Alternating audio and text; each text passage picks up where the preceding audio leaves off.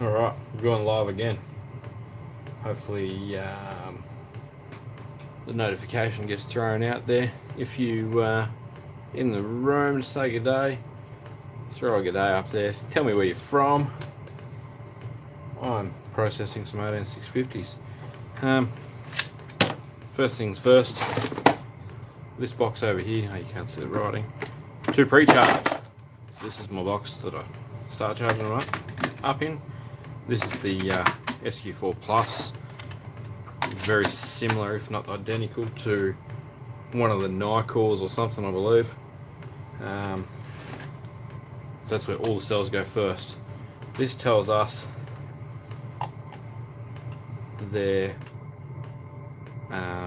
internal resistance straight up. How you going, guys? Awesome, you're back. Yeah, I don't know what happened. Like, sometimes the streams you'll post up that you're streaming, and you'll get 1, 2, 3 people for like a couple of hours. And they just don't build up. Other times you'll get like 20 people in the room real quick, and everyone's back. So you guys obviously get notifications nice and quick, which is sweet. Lovely to see you. Yeah, so basically, out of that box through that charger, if they've got a really high internal resistance, that number doesn't disappear, so it actually stays there from when you put them in the charge bay. If they've got a real high internal resistance, they go up on the shelf up here out of the way, and I put them back in and see if they've gone and dropped in voltage and carried on. Once they go from there, they go into the Opus C3100. Both of these were sent to me by Banggood for free, which is wicked, and yeah, I did reviews on them. I love both of them. I used that one a lot. That actually survived the fire. I got completely disconnected from YouTube at the start of last stream. Could be a YouTube issue. Yeah, it could be. I can't imagine the amount of data volumes they deal with on a daily basis, so I'm not going to hold a grudge. But we've got a lot of cells to play with tonight, so I'm just going to have a bit of a stream, a bit of a chit chat, and process some of them. The diesel heater's going behind me, if you didn't hear that in the last stream. But yeah, these ones are a good one to process. Once you get the edge of them up, that's the way you go, like that. So what you want to do is just get your centers up. Don't worry about the odd spark, it's not going to be the end of the world. You just want to fold that center piece up so you can get it with the nips. Get your diagonal side cutters in there, break, fold the bottom sets of cells away.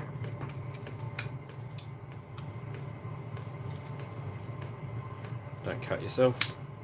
That sticky stuff on there stays on there normally. I don't normally pull it off. I sold my mate Brian 600 of these cells, I believe, 630, 620, something like that. Give him a few extras just in case he had some duds. And I believe he's building a power wall, or a backup power wall or something for his computers. He does a lot with computers, so that's cool. They're going to good use. They were going in Pokey's caravan pack, but if you remember, I had a 9 amp battery go thermal due to my own fault in my house, and now I don't play 18650 in my house anymore. It scared the life out of me and nearly burnt my house down. Anyway, yes, all those people in the comment section that are like, "You'll burn your house down." Almost. I took some quick steps. By quick steps, I mean physically removing the battery from the house. That was the best thing I could have done. No, I didn't get video. It did cross my mind while it was on fire, but putting it out was much more important. So you end up with that nipped off there. That didn't take us long at all. I'm sitting on my wheelie bin. My bin where I normally throw all the discarded pieces. So there you go. You end up with like a bunch of grapes. They're not grapes. They're super little battery cells. Just go. I'll just physically pull them all apart.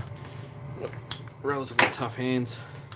Plumber by trade, so they cop all kinds of horrible every other day. Which I've traded the screws on my bench for these conductive strip Station 240. I know where you're from. You're from Adelaide. How's the weather over there? It's snowing in the Highlands of Tasmania at the moment, where we are. Hence why I've got the diesel heater going in the shed. I bought it for a customer. There will be an install video on that if anyone's interested. If you live in a cold climate, have a caravan, a RV, motorhome, whatever you want to call them, camper, or a shed or a shipping container or an off-grid house, these are a damn good thing. You can just hear it pulsing away beside me. There will be a full video on the actual unit and links to it and all that kind of stuff coming. But for now, we're just going to play out in 650 and do some streaming. I'll just stream it straight off the phone. It's quicker. It means I don't have to drag my laptop outside.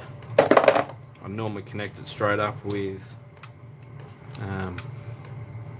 4GX or whatever data it is, because it's fast. I can stream in good quality, and it just works. That's simple. I don't need a keyboard to type back to people. I can just they pop up, I see what's going on, and say good day. If the camera moves, it's because I'm reading your comments. Sorry, I apologise. So we've got a few more in there already. That cell's charged. See these? Don't buy them. They're a joke. Ultra Fire 4000 milliamp. They're not real.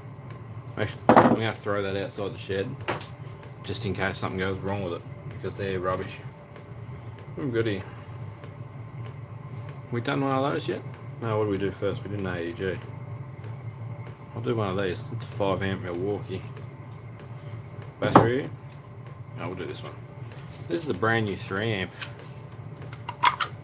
that has issues. A couple of cells on the board keep going just dead flat. You can't stop them. You would have seen these cells a lot in my videos early on. These are INR 18650 15Ms. So they're, when they got the M on the end of them, they're made for Milwaukee. Part of the red lithium, whatever. They feature in the 3 amp hours, the 1.5 amp hours, and the 1.5 amp hours. Look like that. Wicked high drain cell, wicked reliable. I pulled apart one of my boss's batteries that was nearly 7 years old, and it was running these, still going. Do a video showing the whole M12 lineup and your favourites. I don't think I could distinguish that easy. Like, I love them. Absolutely love my, just for the OCD people, I'm going to chuck a green one in there. So what happens is you put it in, it reads the cell for a minute, tells you its internal resistance, that's 76 megaohms. It had 4.07 volts in it when it started. You're struggling to read that, there's a bit too much light in here. That's well backlit, that's the problem. That's right, I can read it out. So it's charging at 2 amps. It has 4.09 volts in it now. It'll charge to 4.2 and then automatically shut off. And the internal resistance stays there. I was going to start writing the internal resistance on all my batteries. I don't have time. I haven't bothered. It's just another step to the process that we don't really need. I just want to stack the cells up, use the ones I want, pass on the ones that I don't. Nice and cheap. And not put them in a landfill, basically. So a similar process with these ones. They're a little bit more difficult to get out after they've been in there for a while. I probably do it a lot different to how most people do it. You probably watched other YouTubers do it. Got your own way of doing it. I like to just get an edge to work from. Once you've got an edge to work from, you can work your way up. Rip big quantities out, away you go. It's actually about 2 degrees outside right now. And I'm just in the shed and I'm nice and toasty with just like a hooded jumper on. Because this little diesel heater. It's used a bit of diesel, and I'll probably use it until it runs out, and then I'll go inside. So the stream's not going to be super long, but there's probably 250 mils of diesel down there, so we'll use that up and then go inside, and then I can chuck a whole tank full of fresh stuff in there. Like I said, only running it in for the customer, just bought it. But yeah, wicked thing. I've got a big length of PVC pipe hanging out the shed door at the moment. First is an aluminium pipe, aluminium flex pipe, like a flex pipe ducting, running off the exhaust over there. Then it runs out the shed door and 5 odd meters off into the yard, which is perfect because no fumes coming back. The fumes tend to I think you find the monoxides and dioxides settle and build up down low, and then the actual smelly diesel steamy kind of stuff is actually floating out the end of the pipe and disappearing up into the sky because it's so cold outside. So nice and efficient and not horribly fuming in that respect. Okay, question for you guys. No one's firing questions at me. Question for viewers. Do you like live streams, and do you like being engaged in live streams? I want to do some stuff with Patreon. I've got a couple of long-termers that follow me on Patreon, and I want to make like a $3 or $4 tier in Patreon, but I want kickbacks. I want people to get value for money. I want people who want to ask specific questions or have videos made specifically about something they're interested in that I do, but more highlighted towards them. If you know much about YouTube and the whole goings on, we don't make a huge amount of money out of YouTube's ad revenues. 5 years ago it was probably a much different story. Now I can't swear, which is hard because I'm Australian. The minute I swear, you're in trouble. The minute you have music in your songs, actually, for the first time ever, I actually had a song come up in a video that was only playing really, really lightly in the background. I didn't even know it was there, and revenue was flagged. There you go, I got him out. Revenue was flagged and went straight to the artist, and it demonetized my video because the actual song's content blocked. I could play the song on Spotify, which apparently it was. You pull them out in pairs. Little rubber divider's handy for something. The way I get the next one out is go to the negative side of the cell. Just give them a gentle tap to make them move. Nothing too sinister. Then get hold of this bit. There's a little plastic divider in there. Out they come. The center ones will always rip the cell sheath. There is a glued on bloody temperature sensor. Yeah, exactly. Point. Yeah, nothing in the scheme of the video. I actually had one copyright claimed. I think it was like an Elvis song. It's copyright claimed at a hot rod festival. It's one of the first ones ever. I was real worried because I thought I'd done my dash with YouTube, like, because you get an email and they carry on and tell you that your video's been demonetized, and it's a bit of a worry when you don't know the whole goings on with YouTube. I believe some of the big creators have massive issues and quite often get copyright claims on the videos. I know PewDiePie is the biggest YouTuber because he does lots of reviews and reacts kind of stuff. I find him entertaining. I've been watching him for a long time, but those kinds of videos tend to land him in hot water with copyright claims, which is horrible. Yeah, there's another one stripped out. It's been a few minutes, we're going alright. What should we try this time? Show you the cells that are in these. So there's one covered a bit of corrosion. Pop him open. He is it's another 5 amp hour Milwaukee bat, but it is a 5 amp hour with Samsung 25R cells in it. So normally they're these LG A BHE 21865 cells. That's what's normally in a 5 amp Milwaukee or AEG. Some of them are these. I don't know why they changed. I don't know if these ones are better. I've seen a few of them. I've seen heaps more of the ones that are normally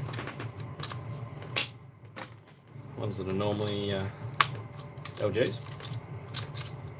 Like I've got probably 500 plus of the LG battery cells. This corrosion's a bit of a worry. Anytime you see corrosion on a battery, you've got to always assume that it's leaching a bit of power out. It's not really what you want. You don't really want to have your 18650s that are completely discharged to nothing, because then they're no good yet. An over discharged 18650 is just as bad as a overcharged one that explodes. Things can still go wrong when they're over discharged. Yeah, my thoughts are is on Patreon I want to make like a very specific thing. It's not going to be for everyone. I'm not going to only put videos out on Patreon or anything. I'm not going to do anything snobby like that. But there will be content that will be for the people of Patreon. And I want to do that. It's not more to make me more money. It's more to have not a guaranteed turnover, but like you kind of know what's coming, so that I can plan videos, I can make more videos, I can say, okay, Tuesday night, instead of sitting down doing invoices for my own business, okay, Tuesday night, let's make a live stream, or make a video about such and such, and just direct the channel in a different direction. I just want to do more, basically. I just want to make more videos. More videos comes with more challenges. I really want to be able to edit videos properly and that kind of thing. So I want to dedicate a bit of time to getting better at what I'm doing. It's long and short of it. I've lasted 3 years. It was 3 years in August since I've made my first YouTube video. The channel's been alive since 2010, 2011, something like that. But I never actually used it for anything but making playlists until 3 years ago. My first video was literally me pulling apart Makita batteries. See this? Just gentle tap. Tap them out the pair, see? You get your rubber divider things. They might be handy for someone. If anyone wants a heap of them, sing out. I'll collect them. And you pay shipping, I'll get them to you. Drop the side gutters.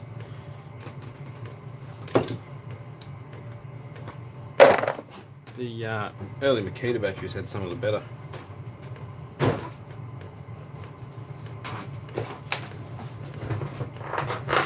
I really need a seat from a shed. Yeah,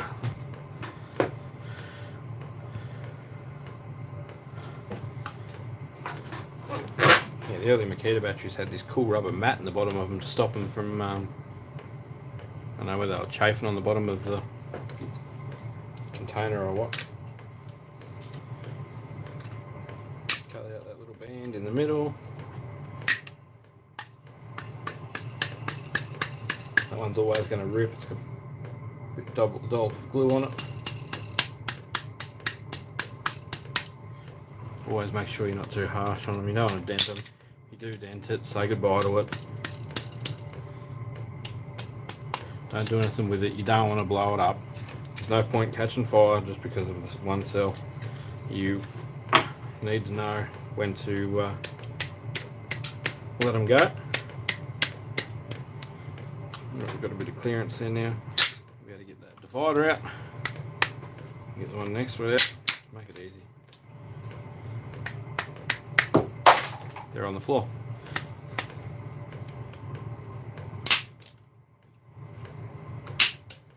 It's so long you should do this too. Your hands will get tired after a while. Last thing you want is them to give up the ghost on you. It probably sounds like I'm hitting them fairly hard, but I'm really not. They're just tapping them with the back of the pliers.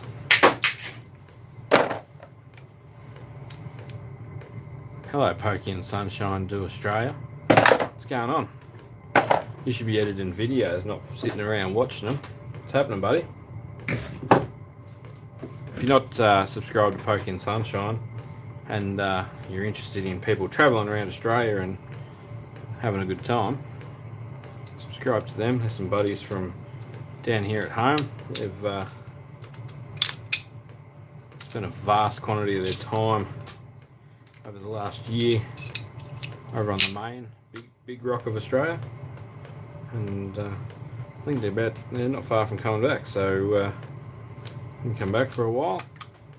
You'll see them in some of the videos I make, because I'm planning on doing some wiring upgrades and bits and pieces to their motorhome for them.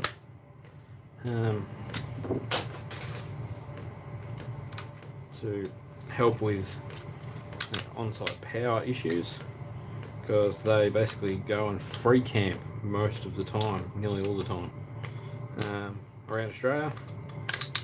And yeah, go and have a look at their channel. You'll see all about free camping and all kinds of stuff. One side stripped, so I'm getting pretty quick at doing these ones. I've done just a few, to be honest.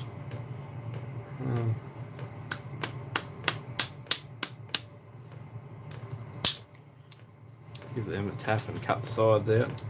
Before you know it, in a matter of half an hour or an hour. I normally sit here and watch videos when I'm doing this. Tonight I was like, let's make a video. Got to stop watching everyone else make videos. Otherwise, I'll get addicted. Throw some good suggestions up. People that do make good videos, actually, because I always love watching other creators and interested in what other people like to watch. I've been watching, I think his name's Chris from Let's Dig 18. I just bought an excavator, so I really was just looking at excavation videos, and he makes a lot of them. So that was pretty cool and interesting. I've been watching his vids. He's got much bigger excavators than what I've just bought, but the way he operates his business and doing stuff is quite interesting. I enjoy watching it.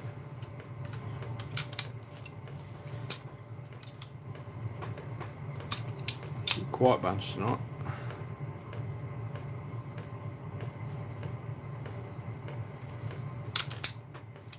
Like I said, don't be scared of a few sparks when you're processing cells. Obviously don't intentionally make sparks, but sometimes you will tap that edge there and go through the insulator. Look, it's inevitable, it's going to happen. You're not going to be able to stop it. Split the pair apart, get the rubber thing out, throw them in the box. So look, the box is coming towards full already. You remember, you might spend 5 minutes on a battery, but you're getting 10 cells at a time.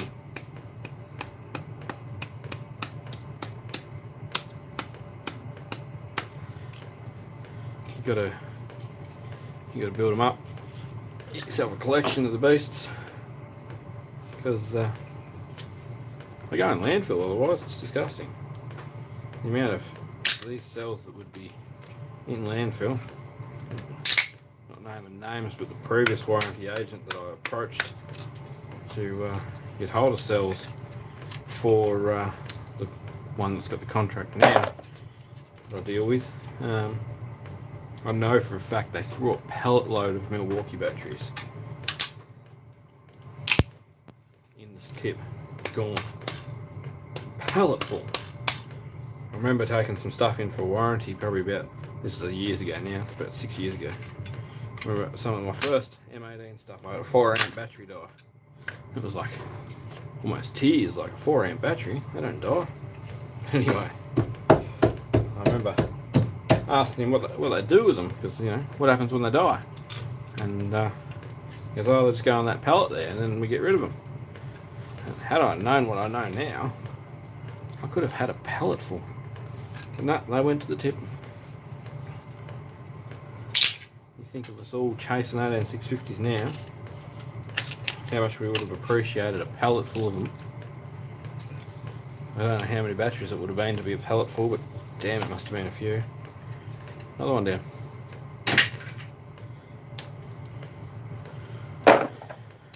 Alright. I've nearly had enough of that. Let's have a look at the diesel heater.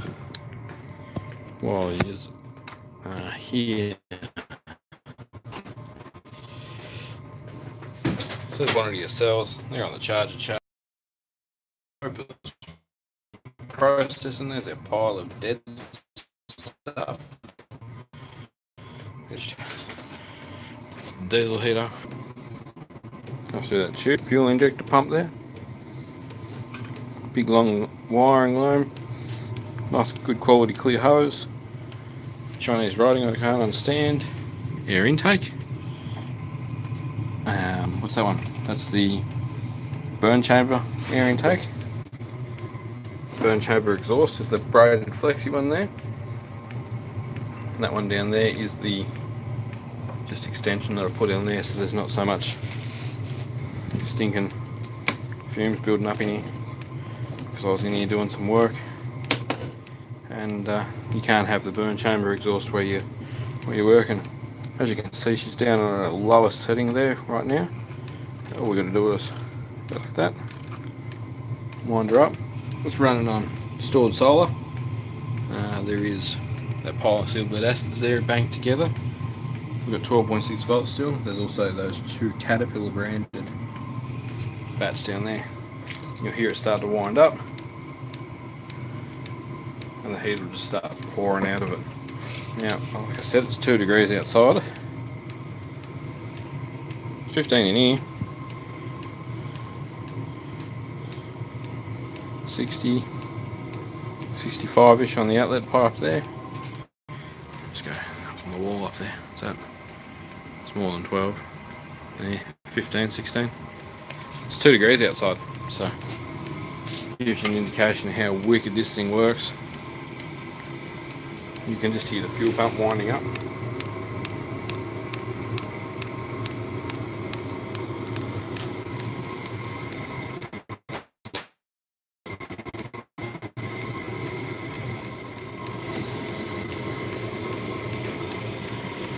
Through the heat exchanger.